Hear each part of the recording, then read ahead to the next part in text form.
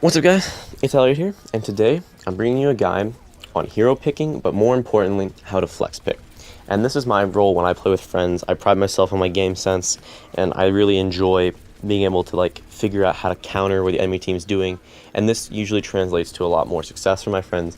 So I'm doing this a lot more in Season 3, because in Season 2 I played Ryan, so I was kind of stuck playing him in the role because he was a necessity. But now in Season 3, I'm really working at this, doing more flex picking. And I'm just sharing what I'm doing with you guys, so hopefully you guys can be better at it, and you guys can get a lot more wins with your friends. So let's get into it. So first off, hero picking is something pretty simple. Obviously, you just pick the hero, but you want to form a good comp. Now, there'll be a video on best comps, how to form comps in a little bit, but I want to give a quick summary. And that is that when you pick, you're typically picking a hero for synergy. And that's the important thing. When you pick a hero at the beginning of the game, you don't know what the enemy team's doing at all. You don't know how they play and stuff. What you're doing is you're picking a hero for synergy. You're trying to get the 6 of you on your team to synergize well and each pick a role. So you want to know where your damage is coming from, who's tanking, who's healing, how it's all going to fit together. And you want to pick heroes that fit together in a nice clump so you can go win the game. But obviously, sometimes that goes wrong. And that's when someone on your team or multiple people should be in charge of flexing their pick to something that's going to help you come back in the game and win. And that is what I do a lot of again. And this is probably the most important part that not a lot of people do. This is probably where the games get the most toxic, is when someone says, oh, you should switch, and they try to call them out. And of course, that's a great way to lose games real quick. But it is important to know that when people are trying to say, oh, you should switch, it's trying to be constructive. And again, I had to do that a lot in Season 2 because I was stuck playing Ryan because he was a necessity. Like, if you didn't have a Ryan in Season 2, you almost would just guaranteed lose. But so when I would tell people, oh, the DPS should switch to a different hero to counter him, or the second tank should switch maybe off Roadhog and on to Zarya or Winston, they might yell at me and they might get kind of pissed, and then you're just going to even lose the game even harder. But for the most part, in Season 3, I'm trying to take this under my own skin, just on my belt, just trying to flex pick. I'm trying to be the one who does this, and I've worked on playing a lot of heroes, and I'm starting to feel a lot more comfortable. Like I've said in my Winston guide, which is link in the description, I'm trying to play less of that Ryan role and more of a Winston role, so I can kind of flex to what I need. Not even so, you should only flex in certain situations, and the first of them being very obvious. You want to flex pick if you're losing. Now, that seems straightforward, but surprisingly, people don't do that, and they just keep playing and they just say, "Oh, it'll work this time," but odds are it will not. And the second way you should do this is you should flex pick if you don't feel like you're contributing. This is a more of a self-evaluation thing. Maybe you're playing soldier, maybe your team's winning, but maybe you don't really have a lot of kills, you don't feel like your damage is getting through. Maybe you need to pick a different DPS. Something that fits this kind of a similar role. Maybe you need to switch to McCree. That'd be a good example.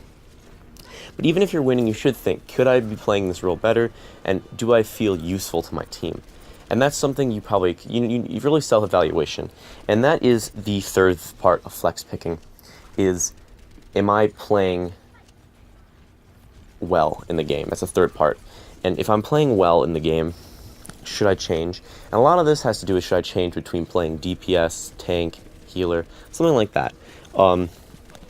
Again, self-evaluation is so important, because that's what kind of changes the game for your team. Because if you're not playing well, maybe you should give someone else a try, because you'll know in solo queue everybody will want to be playing DPS, and maybe you give them a try if you're not playing well. It can suck sometimes, but sometimes the hero that you're playing isn't just not fitting the situation, and you're not playing him well enough to be successful. And the fourth and final reason to flex pick is just to counter someone. And this actually, I put in the reasons, but it's really what I'm talking about in when you should switch is just countering people. So it's kind of it's both a reason and the whole point of flex picking. So I'll get into this right now. So I said when you pick heroes, you want to pick heroes that synergize. But maybe one of these three things is coming up in the game that I mentioned before. Maybe they're coming up, and you are now having to think, well, who do I switch to? And that's the most important part. You want to switch to counter. And even if you're winning, losing, like I mentioned, countering heroes is what the game is about. It's like a mix and match. It's just figuring out which hero can go here, which hero can go there. I've played a game with a friend who plays tons of Genji, and again, they will someone will pick Winston to counter him. He will switch to Reaper, and then the Winston who's now counter will switch something else, and then he of course next round will want to play Genji because it's his main, and just this cycle, which is pretty funny to watch. But he does a really good job at it. But that's the type of pick that I'm talking about making, is you want to pick something. So again, if you're in that role, which should be a role on the team, maybe like second DPS, third tank kind of role, if you are not contributing enough in damage, maybe you want to consider switching to, if you're a tank and you're not contributing enough in damage, maybe you should consider switching to a DPS in that position. If you are a third tank, not a one of the main two, maybe you're just not being able to kill a certain target as Hanzo, so maybe you want to switch to more reliable DPS like a soldier or something. That's the type of decision you should be making in your mind when thinking about this game.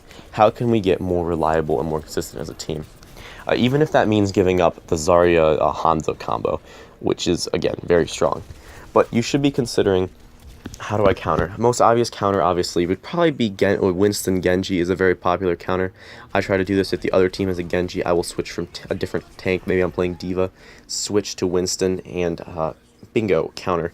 I've actually won several games like that, where the Genji was very high skill, but I simply just picked Winston and was able to just counter him and force him to do things he didn't want to do. I killed him several times, and voila, you get the W. But flex picking is so important like that. Again, so obvious counters people should know. Soldier and McCree counter Farah. Soldier, I think now that he's buffed, does a much better job at it than McCree. But that's the main thing, is you want to know, you need hit scan for Farah. That's the most reliable thing. So picking one of those heroes, maybe you're playing Junkrat, which is very popular in solo queue again, and they have a Farah. Well, you're really never going to kill Farah, especially now, after the huge buff. So maybe you should switch to Soldier, counter Farah, help your team out. Maybe they have another flanker like Tracer, and you are playing Soldier, and you just cannot kill her. You just don't have enough damage. Maybe your Helix rockets, you're not reliably hitting her with them. Well, maybe you should switch to McCree to flashbanger and shoot her in the head. Get a nice easy kill. It's simple things like that. Maybe you're even winning with the Tracer, but maybe she's causing your supports a tough time, and she's causing you a tough time. Just because if you switch to counter them and they keep playing her, you're going to start winning, or if you're winning, you're going to just keep winning and you're going to win harder, essentially. Again, if they're running triple tank, this is probably the hardest one to recognize for some reason, and I've had this in a lot of games. If they're running triple tank, you will struggle to kill them a lot of the time unless you pick Reaper. And that's one of the biggest things. And that's something it's hard to recognize, because maybe you're doing really well. You've got goals, you feel like you're doing a lot of damage, but they're just not dying because they're running 3 tanks. Well, Reaper will shred that for you, and then they can't do enough damage to kill you a lot of the time with triple tanks, especially if one is dead. Another popular flex pick kind of situation is picking Farah to focus down the backline, and that's another important thing. Focusing down their healers and backline is really popular. So if they're having someone deal a lot of damage, having Farah go up in the sky and shoot at them will really distract them. And then of course, if you're playing tank and your team's taking too much damage, maybe switching to Ryan to block a lot of it isn't as much of a counter pick as it is just kind of good advice in general, but it's there. So with all of these that I just mentioned, the main thing to know is to keep in mind out on all of this. You just want to keep your mind open to them, and this is where game sense is. You just got to practice and play more, listen to people, and take advice. And that's the thing, because if someone knows what they're talking about, and if they're suggesting a counter pick, even if you don't like it and you think they're just kind of being toxic, a lot of the times they're not trying to be personal at what you're playing. They're just trying to help you win. And that's what's so important. It's a team game. There's strategy involved in it, and you really want to be running a successful comp. And while the game starts with a very synergistic attitude, you want to obviously branch off of that to counter people. And then, of course, maybe even while you're countering them and you're forming a new comp, maybe someone else switches to help synergize with that person. And that's, again, it's so important. Like, maybe you're switching to kill Farah, maybe one of your healers swaps to Zen to do that damage.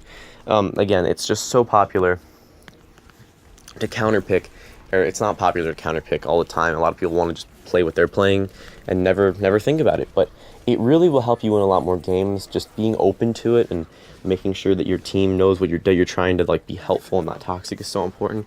But if you can kind of just get those basic counters down, and just be open to it and realize when you should, why you should, it's really important. And stuff like that can really help you win a lot more games. It's helped me win a lot more games. And there's a reason that there's a role for this on pro teams at higher level play. There's someone dedicated to this role. At lower level play, of course, it's not as dedicated, and people are just obviously calling it out for toxicity and stuff. But if you can have someone in a group when you're playing dedicate to that role, which I'm trying to do in Season 3, it really helps, because if you can play those heroes, you can switch, you can counter, you're doing your team a lot of favors, and you're making it a nightmare for the enemy team. So there'll be more advanced guide on this coming out at some point. Probably, I don't know when it'll be coming out, but it'll be coming out at some point, talking about more detailed counters, and more in depth about why each hero counters each hero. There might be some kind of thing. There might be more specific videos on that. But stay in touch. I hope you enjoyed this video. I hope you can flex pick more and counter, and I hope you guys win a lot more games and do well in Season 3. So thanks for watching, and see ya.